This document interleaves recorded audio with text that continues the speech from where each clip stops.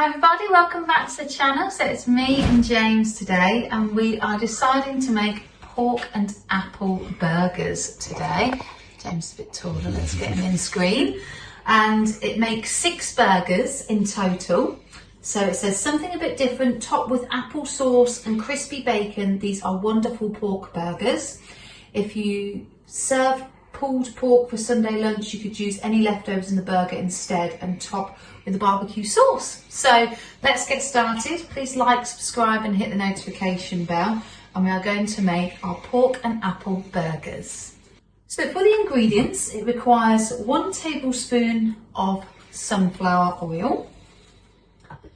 It says 6 brioche buns split in half, but me and James are currently just finishing off baking our fresh loaf of bread. So we're going to be using our farmhouse loaf, which we got out of the other recipe, and so we're going to be using that as like a little sandwich instead of a burger.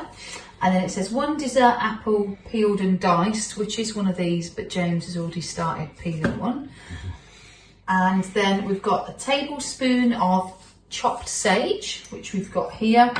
It does say a tablespoon of chopped parsley, but we haven't got parsley, so we're going to use another substitute somewhere along the line.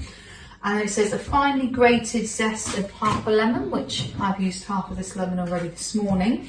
And it says 500 grams of minced pork, so we've got the lean pork mince from Lidl, which is the 5% fat version. And then it says 75 grams of the fresh breadcrumbs, which we've got here.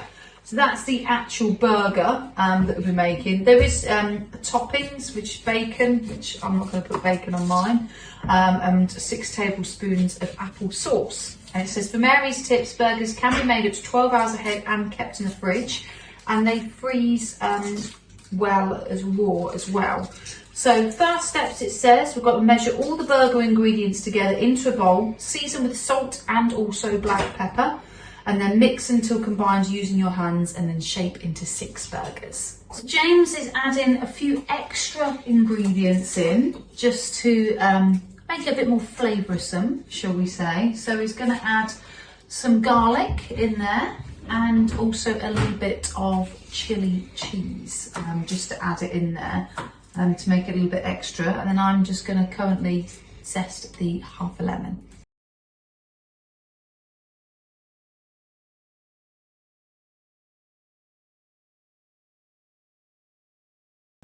So we have added all the ingredients in from the burger, which is the dessert apple, we've added 2, an onion, sage, zest of a lemon, half, 500 grams of minced pork and 75 grams of the fresh breadcrumbs.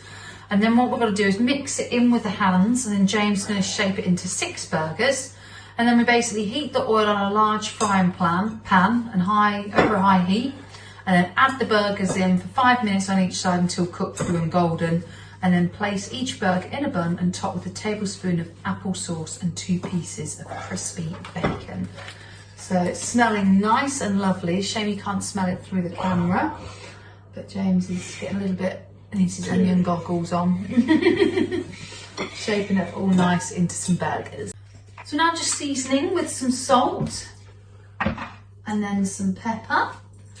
That goes into the mix, and then we're also just putting in some Maris Piper chips on, just to accompany as a side dish with the burgers.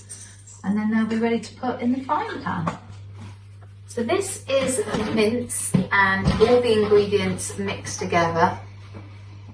It just smells absolutely divine. So that is the mixture ready to go. And then we're now just about to put the loaf into the oven, and then we are ready to start making our burgers. So now James is just cutting up the slices of cheese, and I can hear a cat.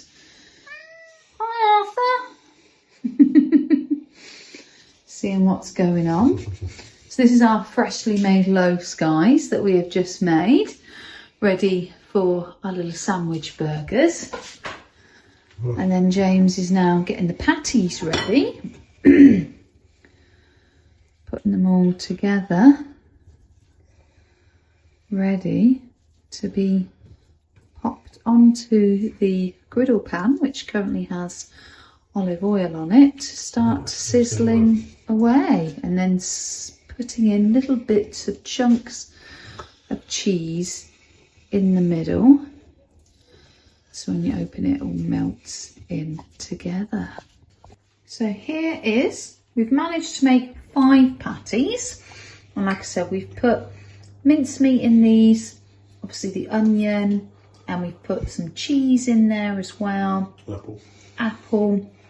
And then we've put some garlic in, some herbs, all in mixed in. But it'll all be down in the description box below exactly what we've put in there. So we are now going to get these all fried up and ready to go. So here is the homemade bread. So we're just currently putting the salad in there, and then I'm going to add some sweet chilli sauce. But this is the bread cut open, which looks absolutely scrumptious.